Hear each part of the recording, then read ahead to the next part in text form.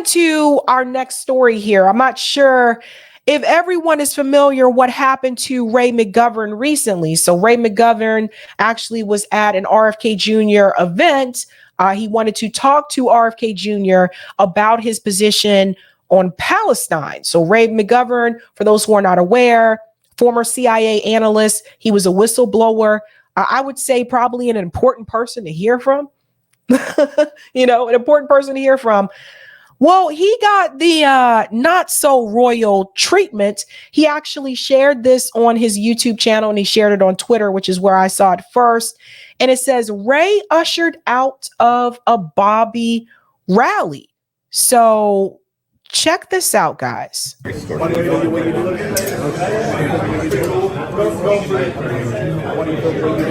I was walking him out.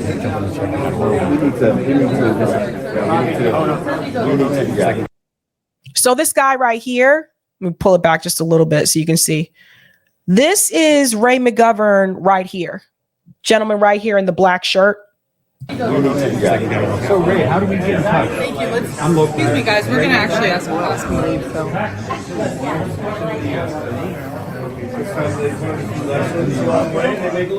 No, we shouldn't go.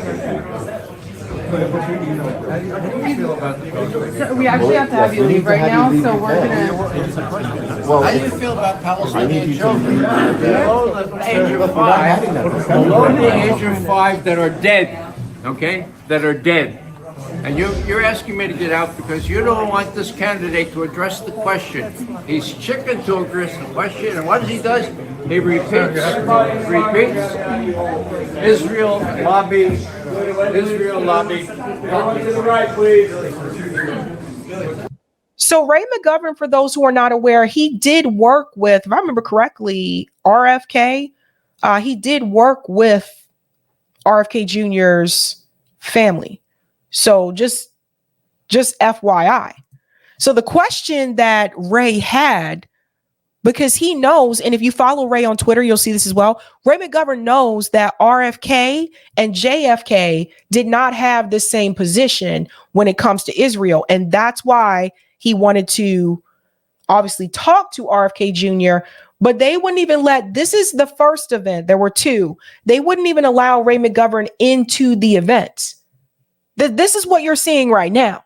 This part where they're telling him, no, you can't. They won't even allow him to come in. Look. That are dead, okay? That are dead. And you're asking me to get out because you don't want this candidate to address the question. He's chicken to address the question, and what he does, he repeats, Israel lobby. To the right, please. And those people protecting him, I have to go back and check the Twitter. But I think this woman right here, the one in the I think that's Stephanie Spear. These are the people that are part of RFK Jr.'s campaign. You see how they protect him and prevent him from getting any types of tough questions? Well, it did happen again anyway. Shout out to Jose Vega for sharing this. So this is when RFK Jr. was in North Carolina, and Ray McGovern, the guy you're going to hear in the background, he's going to interject. This is what happens when you don't let people ask these questions in a more formal way and you prevent them from going to the event. Here we have another event where Ray McGovern just shouts it out. So it says, here's Ray McGovern's intervention against RFK Jr. What about the children in Palestine? His word got out about. I'm happy to answer questions later. When in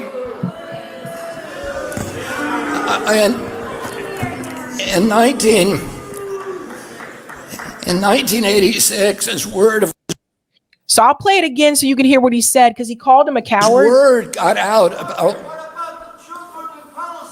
I'm happy to answer questions later.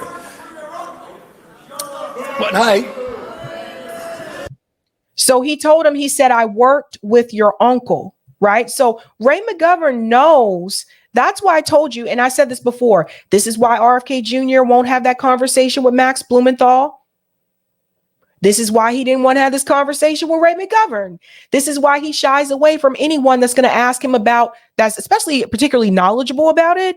And Ray McGovern is very knowledgeable about obviously where JFK stood on this position, where RFK stood on this position. So he avoids those people because he doesn't want to have to answer these tough questions. Now, if he don't want to have to answer these tough questions, particularly from people who are very knowledgeable about the subject, and Ray McGovern is a former CIA analyst who was a whistleblower, why would you then in turn believe that RFK Jr. is actually going to push back on the CIA like he says? Let me ask this question in another way, folks. If Ray McGovern is a whistleblower, ex-CIA whistleblower, and RFK Jr. says he is going to push back against the CIA and take away the censorship of the CIA, and RFK Jr. is now willing to talk to a former CIA whistleblower, what in the hell makes you think that RFK Jr. is actually going to push back against the CIA? You won't talk to Ray McGovern? Of all people?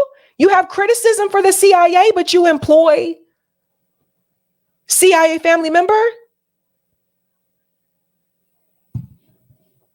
You won't talk to Ray McGovern? Probably one of the nicest people. These signs are very, very telling. So you'll see here, this is where Ray McGovern actually tweeted this out. RFK Jr. telling fish stories, literally in Raleigh, at minute 15:55. I asked 10,000 Palestinian children already killed in genocide. Q&A later, I added, I worked for your uncle. You are no JFK. His reaction suggests we need to keep speaking for the children. Now, we all know that RFK Jr. is a part of the Children Defense Fund. It's really interesting to me that someone that cares so much about children doesn't seem to care about those Palestinian kids, though. Aye. Just like Ray McGovern said, sold out to the lobby. Now, one person actually did get to question him about Israel and Gaza. And I want you to listen to how RFK Jr. is just going to stand here and tell lie after lie after lie. And you can tell he's very uncomfortable with this particular subject. Check this out. You're up. So South Africa has brought charges of genocide against Israel in the International Court of Justice. I wanted to ask, what do you make of those charges of genocide? And people are also calling for a ceasefire. What are you thinking about a ceasefire? I think the charges of genocide are absurd. If you want to look at a genocide, look what's happened to Jews in the Arab countries in 1948. Let me just pause there for a second. He says that he thinks that the call of genocide is absurd. How many people been killed in Gaza so far? What, over 25,000 people and counting? Okay. The UN has already declared, if you read the definition of a genocide, what Israel has done to the Palestinian people in Gaza already fits the definition of genocide. And it's not just about the bombing. It's also about the starvation. Purposefully starving people in Gaza. People standing in line for hours hoping to get a bowl of soup. I'll show you what that looks like. We're talking about kids. But it's absurd, according to RFK Jr. That's right. RFK, the UN is wrong. South Africa's wrong. Human Rights Watch is wrong. Everybody's just wrong about this. And you're correct. There are 1 million Jews in 27 Arab countries. Today there are 15,000 left. Look at Israel. In 1948, there were 750,000 Palestinians. Today, there are 7.5 million. Now, let's do something called basic math. Because, see, he tried to play dumb. And obviously, the person who asked him this question wasn't thinking about math. Okay. If the population of the people have increased, that doesn't mean you didn't kill a lot of them. If the population of the Palestinians has increased, because Dave Rubin tried to use the same whack ass excuse, what that in turn means is that Israel has been expelling more and more Palestinians into Gaza. If you're taking Palestinians out of other areas of Israel and you are pushing them out, you're expelling Palestinians from the West Bank, expelling them from their homes. Obviously, they are going to end up in the place where Palestinians are allowed to be. Like, I don't know. People don't know how to do math. RFK Jr. is a lawyer. You made it through law school. You can't add. You can't subtract and add. It's common sense, people. It's common sense. So every time Israel continues to expel Palestinians in the West Banks from their home, obviously those people have to go somewhere. The dumbest thing I ever heard, the dumbest thing I've ever heard, and that is a Zionist talking point. Let's continue. It doesn't make any sense. Look, let me make an example with African Americans. When people use the argument and say, well, this many African Americans have been killed over time. Well, the population increased from 12% to 13%. Okay, so maybe people were having some babies and then other people moved around. That still doesn't mean you didn't kill a lot of them. People got to wake up to this, man. So to charge Israel with genocide is exactly the opposite. Of course, it's a very, very damaging charge. It's the worst thing that you can say, but it's part of a strategy of propaganda against Israel. And if you look at each one of these charges, that it's an open prison, that it's ethnic cleansing, that propaganda against Israel. Notice the propaganda for RFK Jr. It's always Israel has done nothing wrong.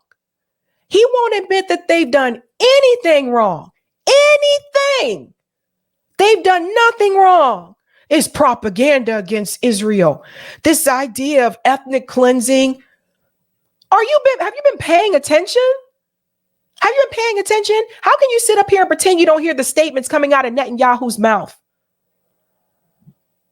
Out of the Israeli ministry's mouth? How can you sit up here and pretend you have not heard these statements where they have explicitly said they want the Palestinian people gone, that they want a greater Israel just for Jewish people? But it's all propaganda against Israel. Because according to RFK Jr., Israel has done nothing wrong. This is an entire clown show. there's an occupation. All of them are just factually absurd. People are calling for a ceasefire. What are your thoughts on a ceasefire? I don't, what is the solution? How does Israel get the hostages back? Israel's getting hit by missiles every day. Tel Aviv has twice the population density of Gaza.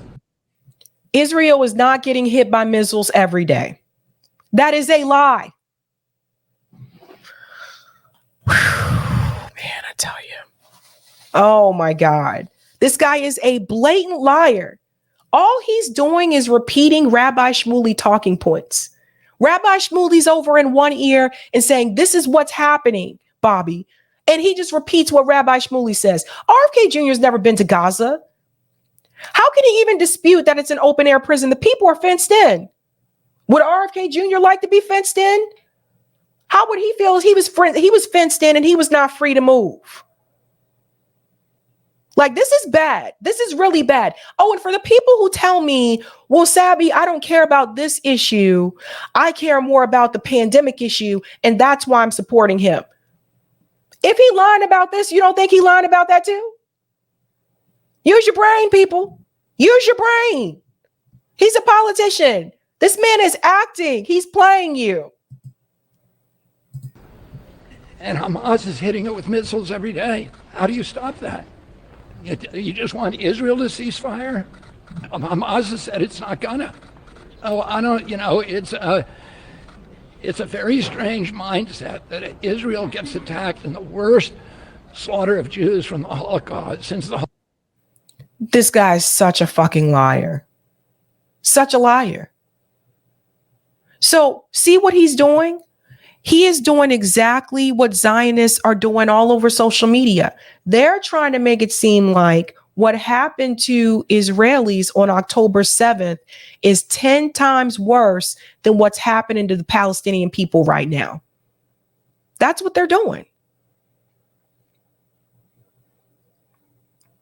All you got to do is look at the casualties. Since RFK Jr. wants to talk about numbers, look at the casualties. They are seriously trying to pretend like 1,200 is more than 25,000. That's what they're doing. They're pretending that because it's the type of people. Because what RFK Jr. is telling you, without saying so blatantly, is that Israelis are more important. That they matter more. That's what he's saying to you. Holocaust, and people are now turning this around and making it look like Israel deserved it. And it's Israel's doing what it has to do, what every country would do to protect its population. It has a duty to do that. So, of course, the person who confronted him doesn't ask him anything about Israel killing their own hostages, the ones that were waving white flags. Notice how he keeps it in reference to October 7th. Doesn't talk about anything that happened before October 7th. You don't hear RFK Jr. saying anything about Israel kicking Palestinians out of the West Bank. Hamas is not in the West Bank. The settlements are illegal. RFK Jr. won't mention that. Because that's even more blatant, because the fact is Hamas is not there. Someone who's a part of the Children Defense Fund. Let me show you what's happening to the children right now in Gaza, since he claims to care about kids so much. Shout out to Case Study QB for this clip here. Growing misery for children in Gaza. It's about the children of Gaza, nearly half of the population, because for them, the misery is only growing. Here's NBC's Richard Engel. For the 1 million children in Gaza, life has become unbearable. Mohammed Al-Yazigi is 13 years old and now has more responsibilities than he ever imagined. With his mother killed in an Israeli airstrike and his father missing, presumed still buried under rubble, Mohammed is taking care of his 7 brothers and sisters. They live in a tent in Rafah. Israel ordered Palestinians to come here in southern Gaza for their own safety as Israeli troops battle Hamas. A pile of clothing and blankets is all Mohammed's family has left. I want this war to end and to go back to school and be with my friends, he says. Instead, every morning, Mohammed collects firewood and has learned to cook for his siblings. With no money at all, neighbors sometimes give him handouts. But it's not nearly enough, so he joins the scramble at the food lines. Children can wait for up to 8 hours for a single. You see this? See, this is the other piece. It's not just the bombing. All these kids waiting in line for an hour, hoping just to get a container of soup. That little boy had to grow up fast. That little boy has to behave like an adult and has to take care of his other siblings. He's still a kid himself. Pot of soup. Mohammed's youngest sister is still a newborn, but he can't get her to drink the formula shopkeeper gave him. He tries to sing like his mother did, but he doesn't know how to soothe the baby. Also in Rafah are Nadine and Jude Abdulatif. She's also 13, also from Gaza City. She's moved 6 times to escape the fighting before ending up here. What we're living is horrible, and what we're practically living like animals, and we shouldn't live like that. We should live like human beings. Medically vulnerable children have been pushed over the edge. In October, we visited a home for disabled children in Gaza City and saw Iyas, blind and with debilitating complex needs. He and the others have also been displaced to Rafah, now living in a garage. He's become very stiff without the medicine he needs to relax his uncontrollable muscle contractions. I don't want our future to live like this. I want it to be changed. The stakes. NBC's Richard Engel, thank you.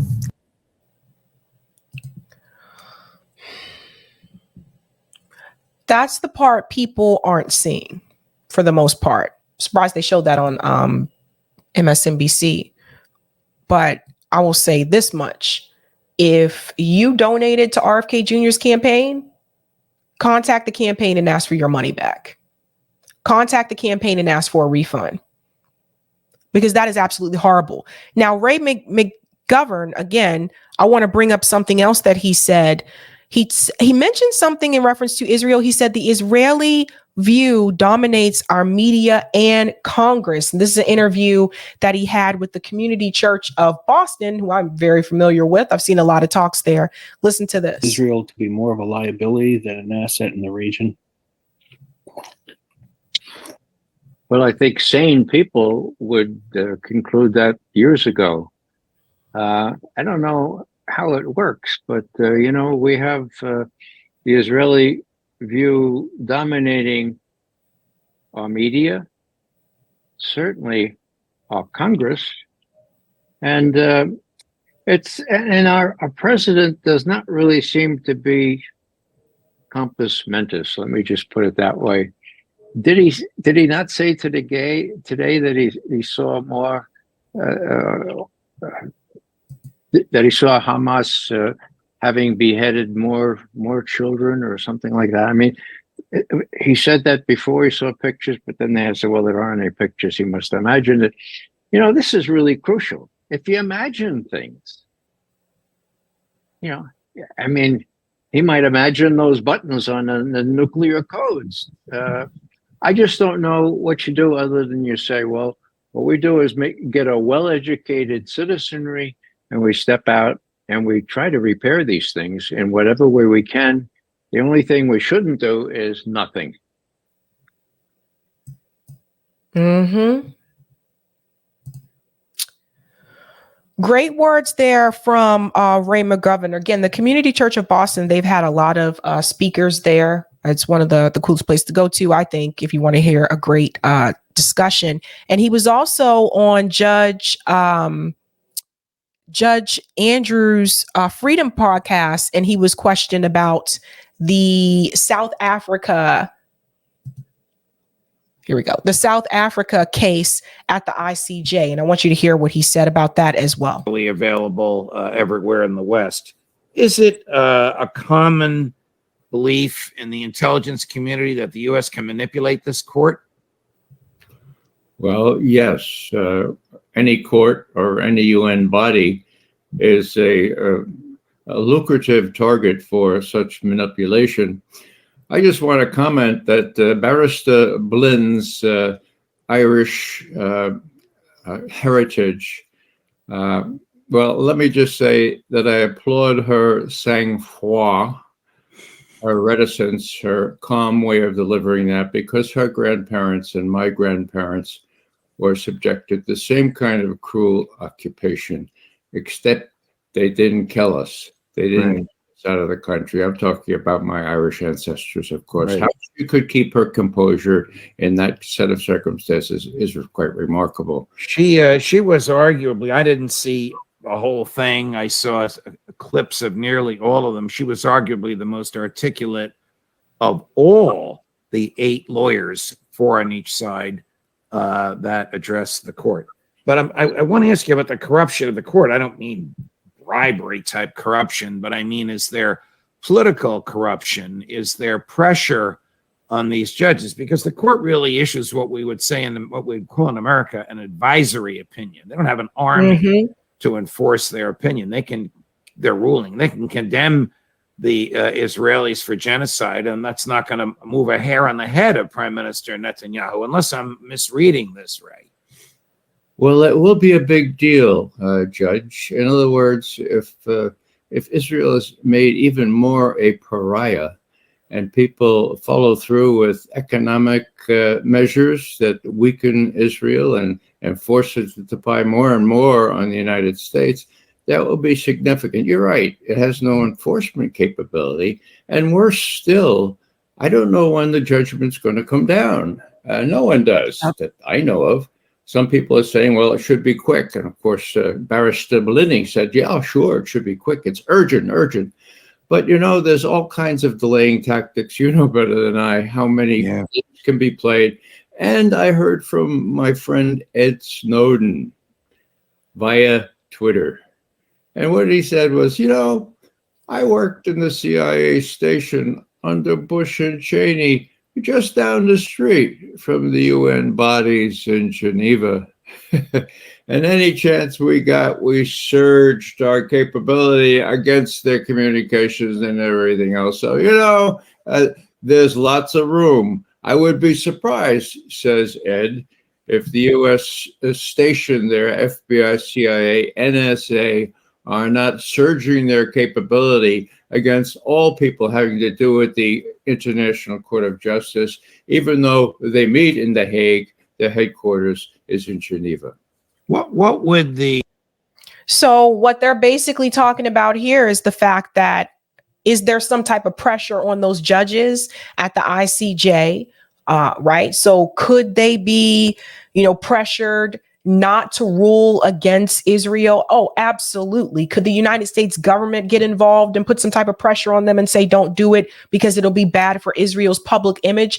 Oh, absolutely. So that's what they're talking about there. But that's actually a longer interview that you can see on Judge's channel here. But the topic of this interview is CIA infiltrating and undermining the ICJ? So that's what he's talking to Ray McGovern there about. Could you imagine? Like, it's just, they pushed this man out. No, no, no, you can't be here. No, no, no. But we are going to push back and fight against the CIA, damn it. We're just not going to talk to someone who's former CIA analyst and a whistleblower. Get out of here. Get out of here, man. A hot mess. It wasn't a good look, man. It wasn't a good look. Even there were some people, even from RFK Jr. that are RFK supporters, even they called it out on Twitter. It was like, whoa, what are you doing here?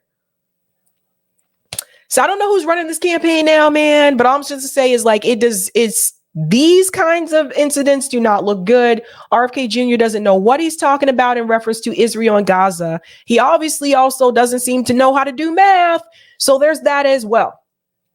But you're pushing out Ray McGovern. That should be a red sign.